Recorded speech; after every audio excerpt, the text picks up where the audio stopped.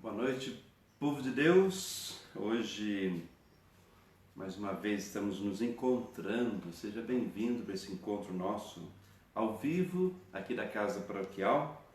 Sou o Padre Ronildo, da Paróquia São Vicente de Paulo. Vai que alguém no YouTube aí, quem sabe, possa nos assistir também, não sendo da Paróquia São Vicente de Paulo, aqui da Diocese de São José dos Campos, São Paulo. Muito bem. Todas as coisas são mistérios. Eu convido você a mergulhar no mistério de Deus. Deus que é uma realidade que está muito próxima, está dentro de nós. E nós somos chamados a fazer a experiência desta realidade, na nossa realidade humana. Não somos nós que trazemos Deus, é Deus que nos trouxe para começar a conversa nossa. Eu trago aqui o Evangelho que porventura é do dia, alguém já deve ter refletido, rezado, o Evangelho de João, capítulo 12, versículos de 44 a 50, como oração inicial. Ora, Jesus havia exclamado: quem crê em mim, não é em mim que crê, mas naquele que me enviou. Quem me vê, vê aquele que me enviou. Eu vim ao mundo como luz, para que todo aquele que crê em mim não permaneça nas trevas. Se alguém ouve as minhas palavras e não as observa, não sou eu que julgo, porque vim não para julgar o mundo, mas para salvá-lo. Quem me rejeita e não acolhe as minhas palavras, já tem quem o julgue. A palavra que eu falei o julgará no último dia. Porque eu não falei por conta própria, mas o Pai que me enviou, Ele é quem me ordenou o que devo dizer e falar. E eu sei, o que Ele ordena é vida eterna. Portanto, o que eu o falo de acordo com o que o Pai me disse. É palavra de salvação para todos nós. Glória ao Pai, ao Filho e ao Espírito Santo, como era no princípio, agora e sempre. Amém. Jesus diz em alta voz, quer dizer, não pronuncia uma palavra breve, baixa, mas algo firme. Escuta! Quem crê em mim não é em mim. Quem crê em mim, quem crê, mas naquele que me enviou. Então vamos ver aqui a relação Pai e o Filho, as duas pessoas da Santíssima Trindade. Quem me vê, vê aquele que me enviou. Então aqui hoje nós estamos chamados a pensar em ver Deus. Ver Deus. Vamos entender bastante esse tema. É sobre a questão da mística e da espiritualidade, que é o tema de hoje. Quem me vê, vê aquele que me enviou. Então Jesus é o reflexo, é a expressão máxima do Pai junto a nós. E ainda continua, todo aquele que crê em mim não permanece nas trevas. Vamos tratar esse assunto. Então, acreditar em Jesus, ter fé na pessoa dele, é sair das trevas, é libertar-se do pecado, da vida antiga. Essa é a questão. E ele é quem me ordenou o que eu devia dizer e falar. E aí no final ainda confirma isso. O que eu digo conforme o Pai me falou. Então, o Pai fala para Jesus o que Jesus, seu filho, tem que falar. Olha a relação, a comunhão, a reciprocidade, a relação íntima do Pai com o Filho. Já vamos olhando para aí esse tema, porque o assunto nosso é a relação com Deus. Tá bom? Eu trago para você aqui, semana passada, nós falamos sobre mística e espiritualidade dentro do livro do Frei Beto e Leonardo Boff. Quem não assistiu, assista o programa da semana passada. E quando eu estava preparando aquela semana lá, eu preparei praticamente 2 encontros, 2 programas, pela densidade do tema. Eu fui e encontrei isso aqui, olha, eu vou mostrar para você, né, de Maria Clara, veja você, veja também o endereço desse site, tá bom? Você vai poder depois olhar com calma também, porque esse programa é gravado, é salvo no Facebook, você pode olhar com calma. Então, é a partir deste site, Maria Clara, que é da PUC do Rio, ela escreve, junto com tantos outros teólogos, ela escreve esse tema. E tem vários temas, eu convido você a pesquisar, a conhecer também isso aí. É um conteúdo que muitos professores de teologia também aproveitam deste conteúdo. Então, mística e espiritualidade a partir de Maria Clara, tá bom? Esse é o assunto e depois vamos concluir com o Catecismo da Igreja Católica. A palavra mística, ela é um pouco confusa na cabeça de muita gente e ela está presente nas religiões e também no cristianismo. É confuso quando alguém fala, nossa, a pessoa é mística. Aliás, nós temos a certeza de que a pessoa hoje, para ser cristã de verdade, tem que ser mística. Ou é mística ou não é cristã. Karl Rahner é que afirma isso, um teólogo também da Igreja Católica. Karl Rahner. Ou é místico ou não é cristão. Então começa por aí a nossa conversa. As dificuldades. Estados alterados de consciência desvinculada de uma ética e de uma praxis. Quer dizer, onde está aqui? Eu posso ter uma fé em Deus, mas o meu modo de agir, o meu modo de pensar, de conduzir a minha vida pode estar totalmente contrário ao que acredito, aos valores, às verdades.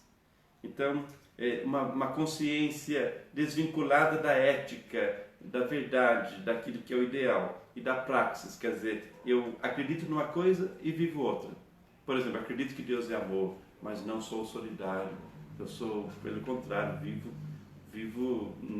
não vivo a fraternidade. Ou então a pessoa acredita em Deus, Deus é bom, Deus é justo, mas é desonesto. Então é um exemplo que eu dou. Intuição. Abertura do espírito humano ao absoluto, com A maiúsculo. Há uma intuição dentro da vida humana.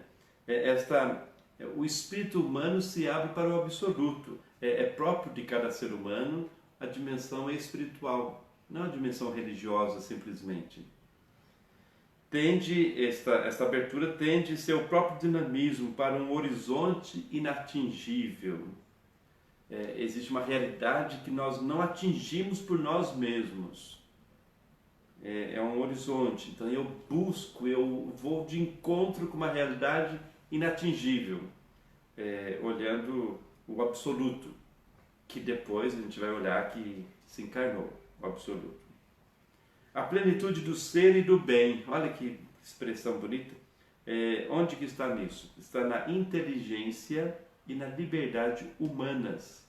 A plenitude do bem e do ser. A realidade plena do ser e do bem. O bem aqui no sentido não apenas moral, mas no sentido existencial. O bem, o belo, o real da criação de Deus.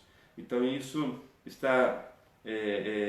deve estar bem presente e está naturalmente na inteligência e na liberdade.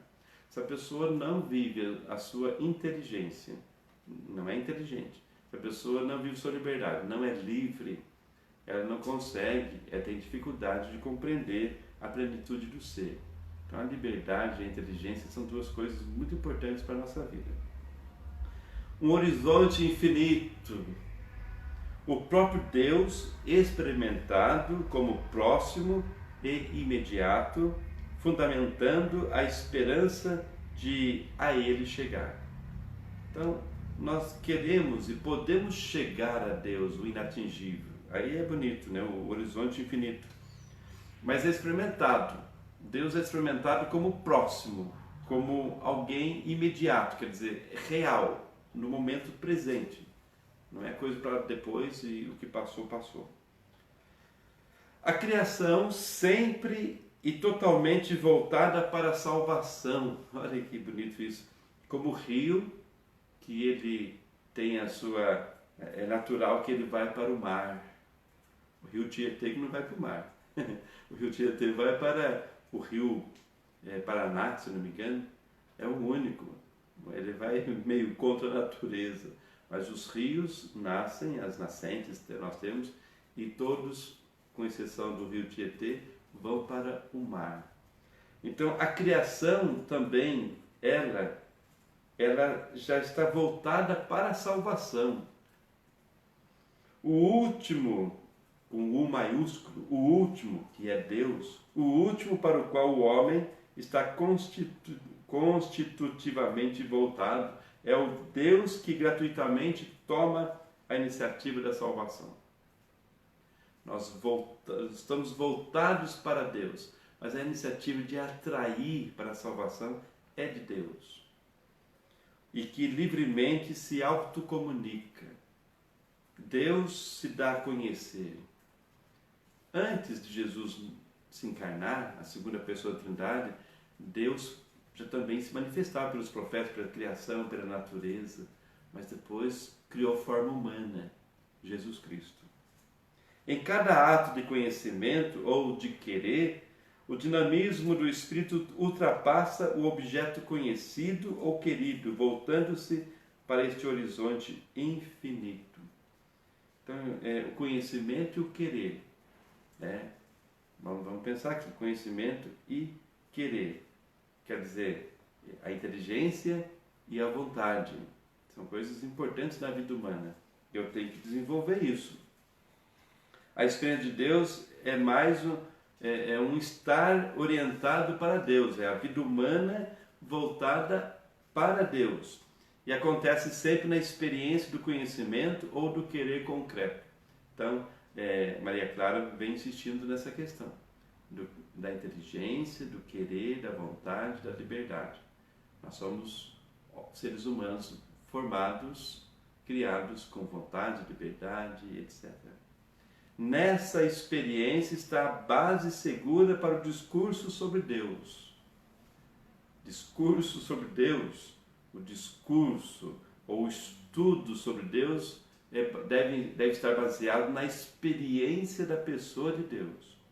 Caso contrário, corre-se sempre o perigo de imaginá-lo erroneamente, erradamente. Entende? Então, se eu começo a fazer um estudo de Deus, e não falta gente para isso, mas sem a experiência, fica apenas um objeto de estudo.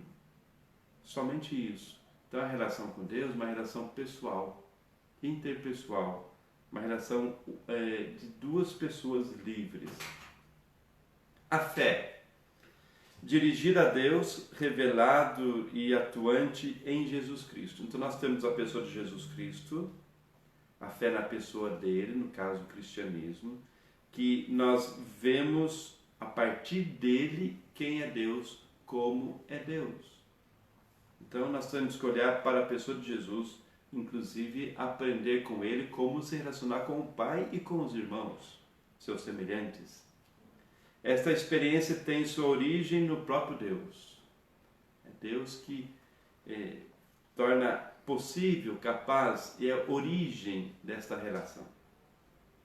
Não é um mero produto da interpretação humana. Então eu interpreto Deus, e isso está bem próprio na mitologia grega. Eu crio um Deus para mim e eu fico imaginando. Nem é criação do próprio homem. Quer dizer, a realidade de Deus é real. Parece meio, né? A realidade de Deus é real, não é uma realidade imaginária. E Deus é a sua realidade em si mesmo. E Ele, sendo esta realidade, se dá a conhecer, se comunica a nós, e nós, atraídos por Ele, podemos penetrar no seu mistério. Não é porque nós merecemos ou porque nós queremos, é porque Deus nos faz merecedores e Deus quer esta relação entre duas pessoas, no caso o Criador e a criatura. Também podemos falar no sentido coletivo, Deus e a humanidade. Senão eu fico só eu e Deus, Deus e eu, e não é isso que Jesus revela na mística, na espiritualidade da relação com o Pai e com os irmãos. Experiência espiritual autêntica não consiste em simples acúmulo de sensações. Olha aí, nós queremos ver, sentir, tocar. Tá, isso é humano. Mas a relação com Deus, nós podemos, devemos, através dos sentidos, ter uma relação com Deus. Quem traz muito próximo nisso é Santo Inácio de Loyola. Rezar com os sentidos é compreensível, mas as sensações apenas, eu posso estar numa relação com Deus imaginária, eu fico sentindo um monte de coisa. Sentindo, e é mais sensação ou carência da minha parte. Agora, ao contrário também, eu posso numa relação ficar, por exemplo, 1 hora de oração, um exemplo, diante de uma parede branca, 1 hora. E no final de 1 hora eu falo assim, Deus, não senti nada, nem te vi, mas sei que você está aqui. Então não é apenas pelas sensações, mas essa fé vai além da sensação. Como alguém assim vai à missa, eu estou sentindo Deus. Ótimo sentir Deus. Mas é aquele que não sente nada, então não faz experiência de Deus? Dá para entender?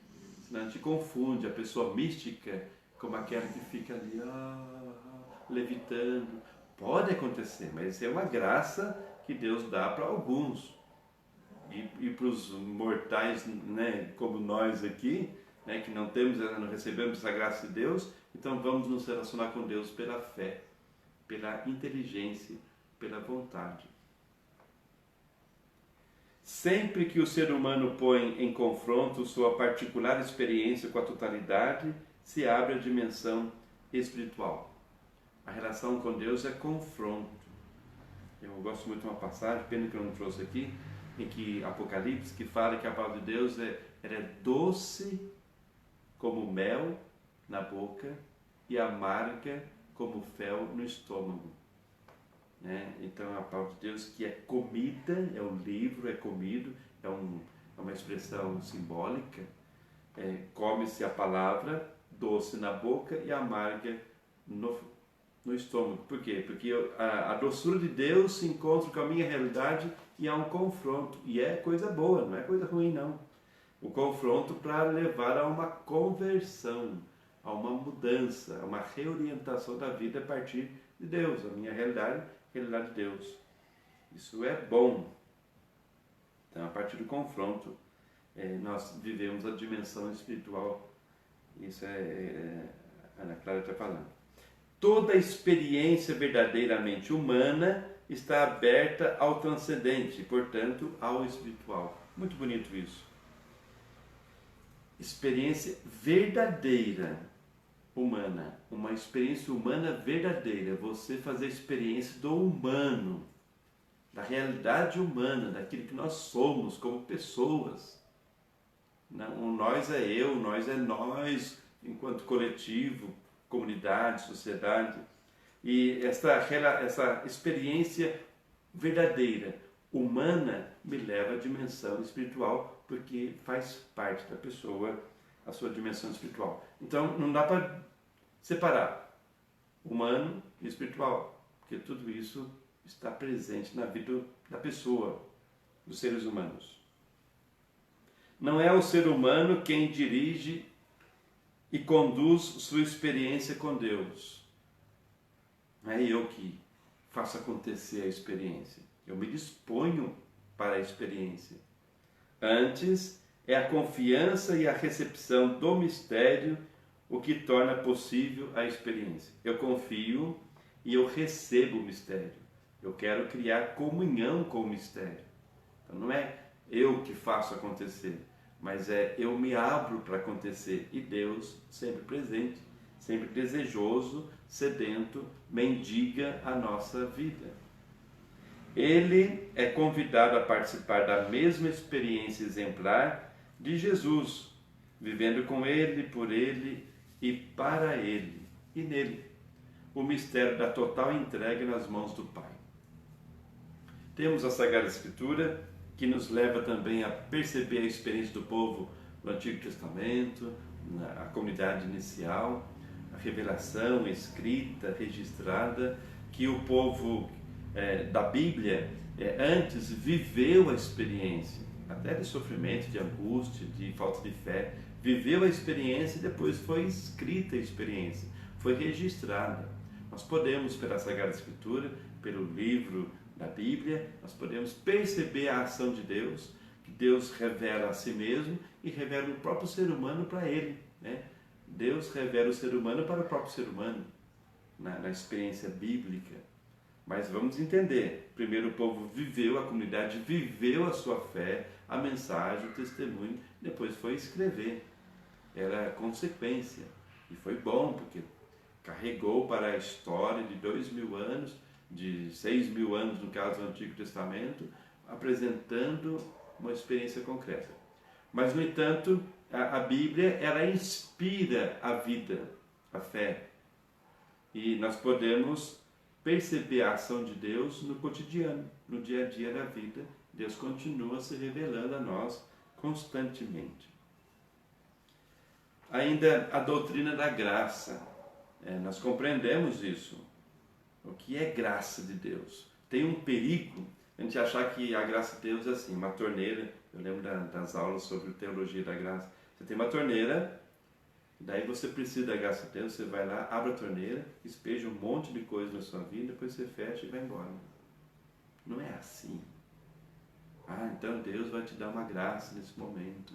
Deus vai cuidar de você. Deus tem um futuro para você. Vai com calma. Tem mesmo.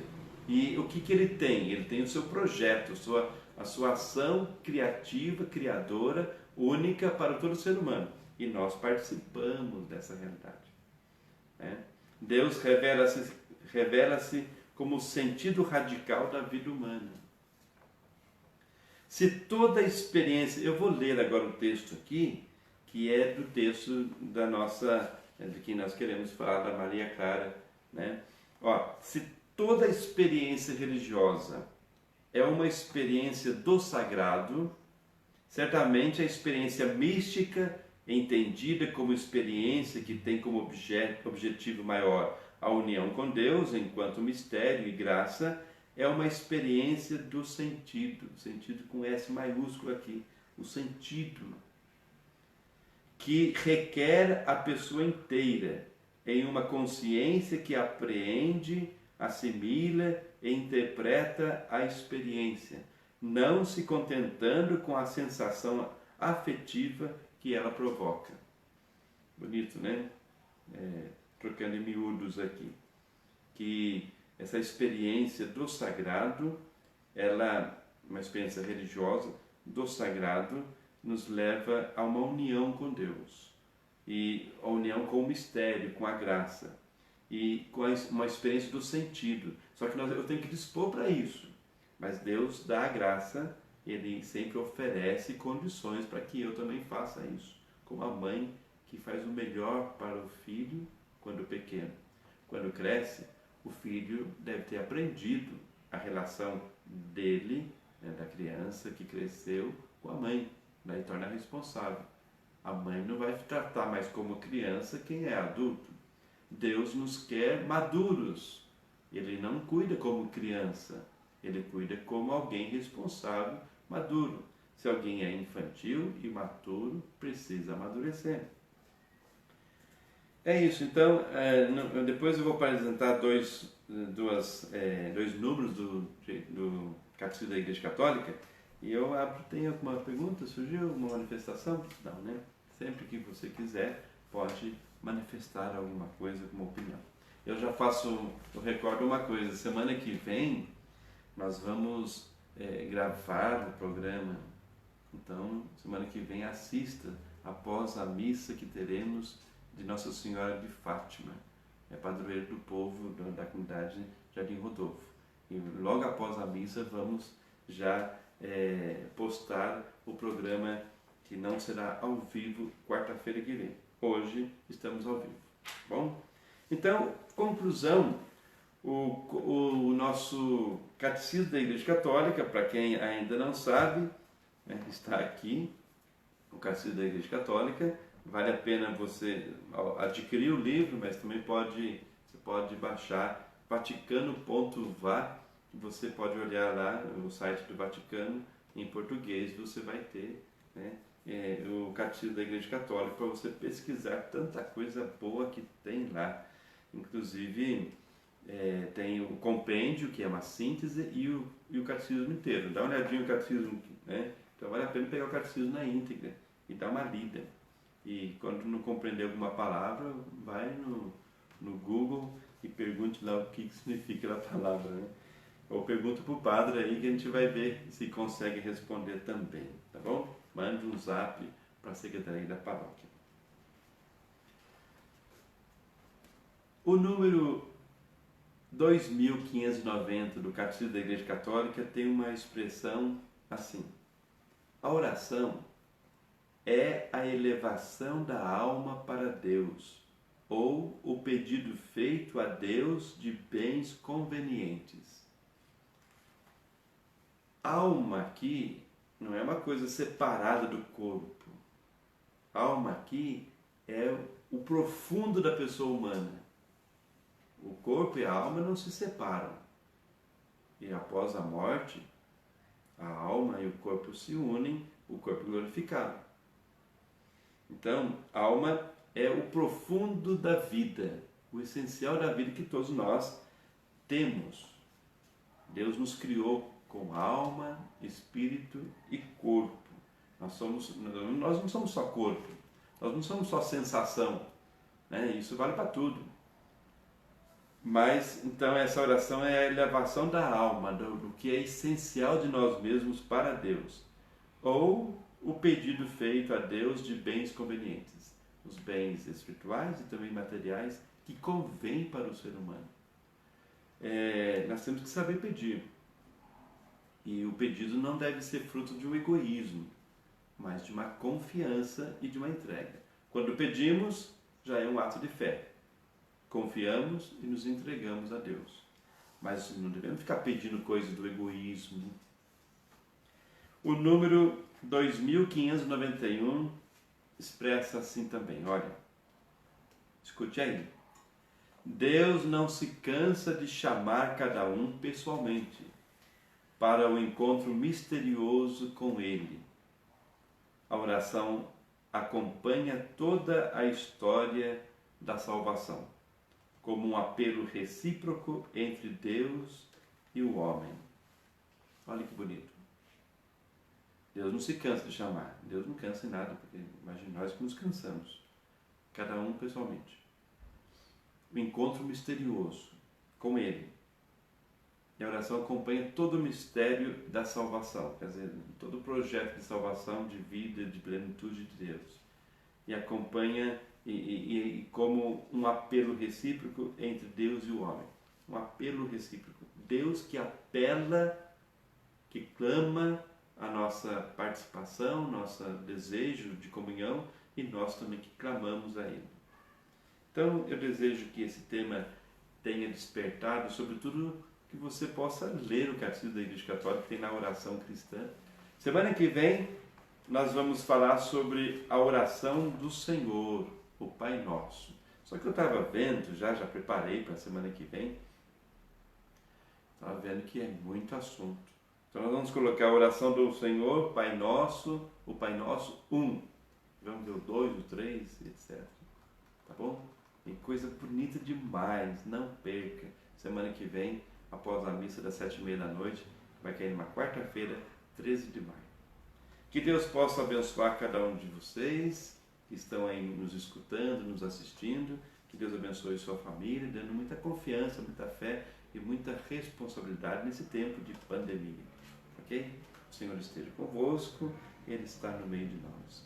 Abençoe-vos o Deus Todo-Poderoso, Pai, Filho e Espírito Santo, que esta bênção permaneça para sempre. Saúde, paz e plenitude para você. Deus abençoe. Fique com Deus. Amém.